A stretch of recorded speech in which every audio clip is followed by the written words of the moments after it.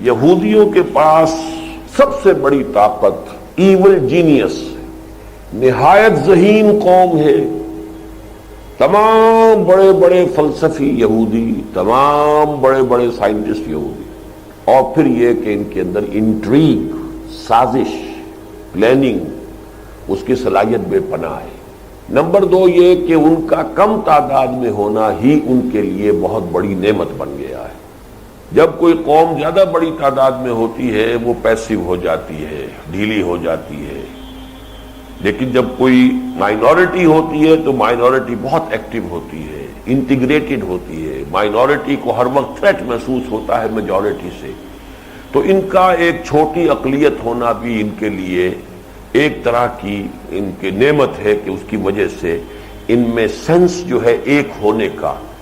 اور پھر سب سے بڑا چونکہ ان کا تعلق ہے نسل کے ساتھ.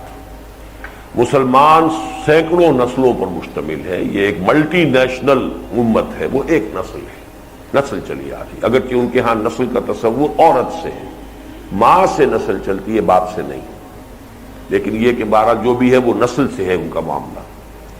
یہ ساری چیزیں ہیں کہ جس کی بنا پر ان کے اندر بہت بڑی قوت ہے ری جنریشن کی.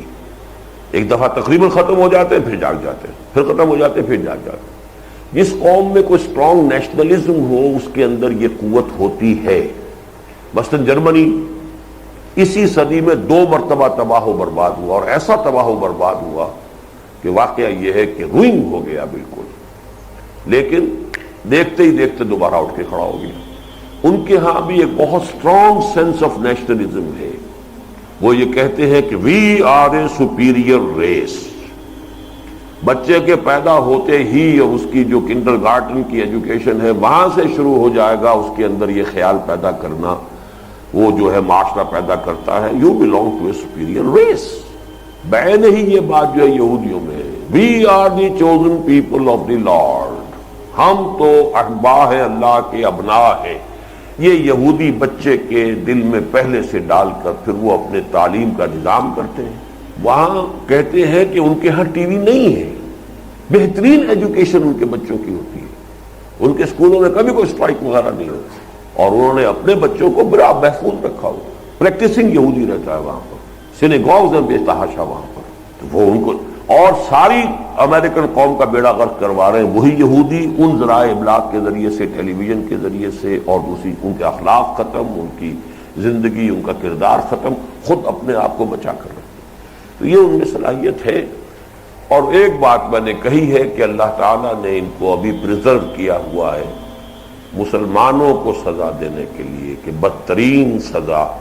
میں مثال دے چکا ہوں، آپ نے پڑھ لی ہوگی اس کتاب کے اندر، کہ مولانا اصلاحی صاحب فرمایا کرتے ہیں کہ فرماتے تھے، اب تو بیچارے اس حال میں ہے کہ وہ کوئی بات چیت کر ہی نہیں سکتے، کہ یو پی کے اس علاقے میں جس سے ان کا تعلق ہے، اگر کسی شخص کو، راجپوت ہے وہ، راجپوتوں میں سے کسی کو اگر بہت سخت سزا دینی ہوتی تھی، کسی نے کوئی بڑی کمینی حرکت کی ہے، تو چمار کو، گاؤں کے چمار کو بلا کر اس سے جوتی لگواتے تھے اس کے سر پر، کہ ایک تو جوتیاں پڑ رہی ہیں، لیکن جوتی بھی راجپوت کے سر پر راجپوت کی پڑے تو چلو جوتی ہی ہے نا، راجپوت کی تو ہے، لیکن جب چمار کی جوتی پڑتی ہے تو اب اس میں انگریزی کا محاورہ بھی ہے to add insult to injury.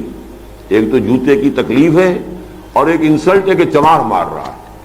تو یہ جو روحانی اور دینی اعتبار سے چمار ہیں دنیا کے، مغضوب علیہم قوم، ملعون قوم، ان کے ہاتھوں مسلمانوں کی پٹائی، توہین، تذلیل، یہ آج ہو رہی ہے. اسی لیے ان کو پریزرو کیا گیا ہے.